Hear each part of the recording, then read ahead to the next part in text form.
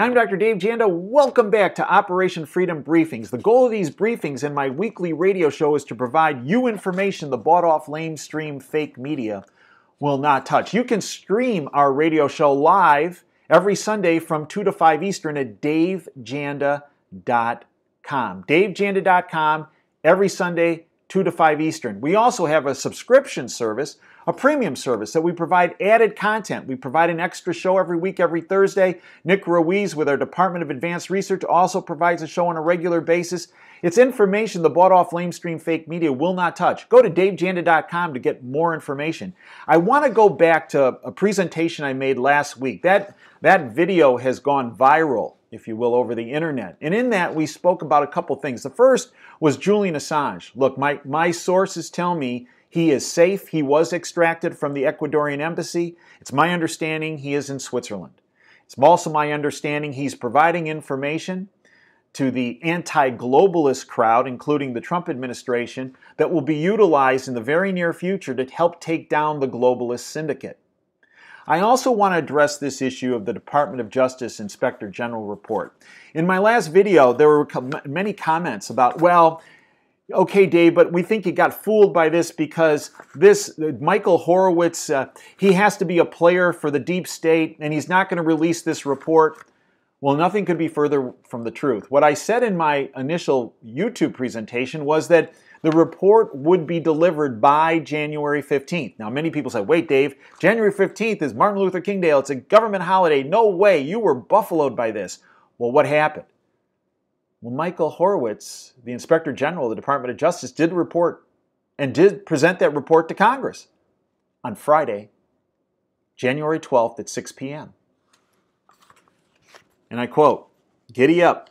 Friday night document surprise from the Office of Inspector General. I call it the true Friday night massacre. Office of Inspector General has apparently begun giving Judiciary Chairman Bob Goodlate, and I also believe Devin Nunes on the House Intelligence Committee, the 1.2 million pages of evidence from the year-long Inspector General investigation into FBI and Department of Justice politicization. A reporter, Chad Pergram, reported Department of Justice turns over some of the $1.2 million documents requested by House Judiciary Committee as part of the congressional probe into Department of Justice and the election. As previously discussed, Inspector General Michael Horowitz had promised to deliver 1.2 million pages of documents from his investigation to Chairman Bob Goodlate on or around January 15, 2018. The Department of Justice Assistant Attorney General for Legislative Affairs is Stephen Boyd, a Trump appointee. He replaced politically corrupt Peter Kadzik, John Podesta's pal. By the way, has anyone seen or heard John Podesta or Tony Podesta? No? Well, let me tell you why. My sources behind the curtain tell me that they are currently incarcerated offshore. Conspiracy theory? No, just fact. Goes on. Boyd is the liaison between the Department of Justice and Congress responsible for complying with oversight requests from the Judiciary Committee. Looks like Stephen Boyd delivered early. Now, many people then said, well, okay, all right, you got it right. He did produce the report, but Congress is going to deep six it. They're going to file it. They're not going to let see the light of day, or you're not going to see any of these indictments unsealed. Now, if you go to davejanda.com and listen to the interview I did with Robert David Steele, former clandestine officer with the Central Intelligence Agency, Robert talked about a lot of things, and he was pretty in your face about stuff. But what he did say is that these sealed indictments are legit. And in fact, he tabulated these indictments to a count of 9,000 sealed indictments. So while Mueller is doing this goat rodeo that's a pure diversion on this Russia hacking narrative, Sessions and Horowitz have been impaneling grand juries, providing information, and according to Robert David Steele, and this has been confirmed by many people behind the curtain to me, up to 9,000 sealed indictments have been issued and will be opened. Well, many people said, well, but okay, the report's in, nothing's going to happen here. Well, wait a minute. 2 hours after that report was filed in Congress by the Inspector General. Breaking, this is from Zero Hedge. First Uranium One indictment unsealed. Maryland man indicted on 11 counts of bribery and fraud. On January 12th, Department of Justice officials in the District of Maryland announced Mark Lambert from Mount Airy, Maryland, was indicted with 11 counts related to foreign bribery. The charges stem from an alleged scheme by Lambert to bribe Vadim Makarin, a Russian official, at 10x. Remember that name, 10x. You're going to see it a lot in the next couple weeks and next couple months. FBI informant William D. Campbell told reporters in November that he has video of briefcases full of money in the Uranium One bribery case being distributed. From justice.gov, an indictment against a former co-president of a Maryland-based transportation company that provides services for the transportation of nuclear materials to customers in the United States and abroad was unsealed tonight for his alleged role in a scheme that involved the bribery of an official at a subsidiary of Russian State Atomic Energy Corporation.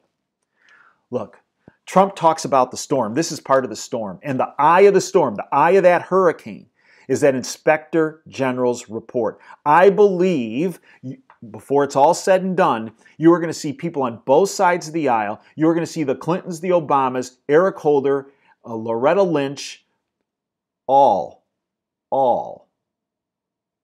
in significant legal trouble. The latest controversy with Trump using a word, shithole. Now, it turns out that Durbin, the senator from Illinois, who has a sketchy past about being accurate about information, hadn't been saying anything about that comment. Then he met with CNN for 30 minutes. And next thing you know, he's talking about, well, Trump was talking about shithole. While other people at the meeting said, we never heard him say that. But I believe the reason why Trump brought up Haiti at that meeting, because the Inspector General's report is going to actually touch on that, if not dwell on that.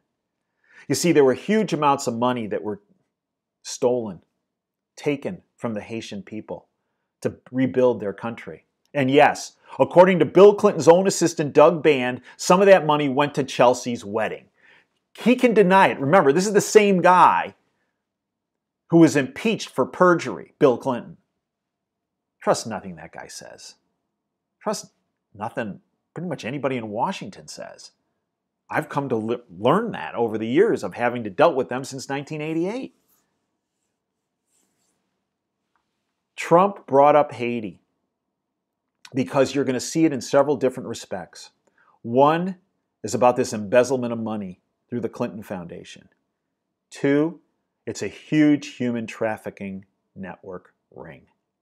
In fact, an individual tied to the Clinton Foundation, Laura Silsby, was found to be caught at the Haitian border trying to take 33 kids out of the country in a human trafficking situation. She was arrested, and who came down to bail her out? That would be Bill Clinton. WikiLeaks has released huge amounts of information that Huma Abedin and Hillary Clinton were in contact with Laura Silsby and her activities.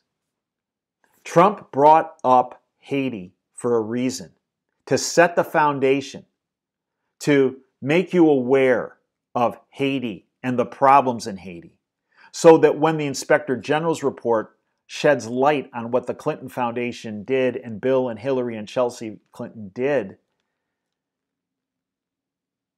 it'll hit home. Part of this whole process of the storm is re-education. Educating you to the facts. And in educating you to the facts, I believe we again restore the rule of law in our country. Folks, I welcome you to join us every Sunday from 2 to 5 Eastern. I welcome you to come to davejanda.com 24/7. We have content that you'll never see, hear, read, or experience through the bought-off lamestream fake media. davejanda.com. Operation Freedom, the show, Sunday, 2 to 5 Eastern. You can stream it at davejanda.com, live, free of charge, of course. As we end every segment, dream big, dare to fail.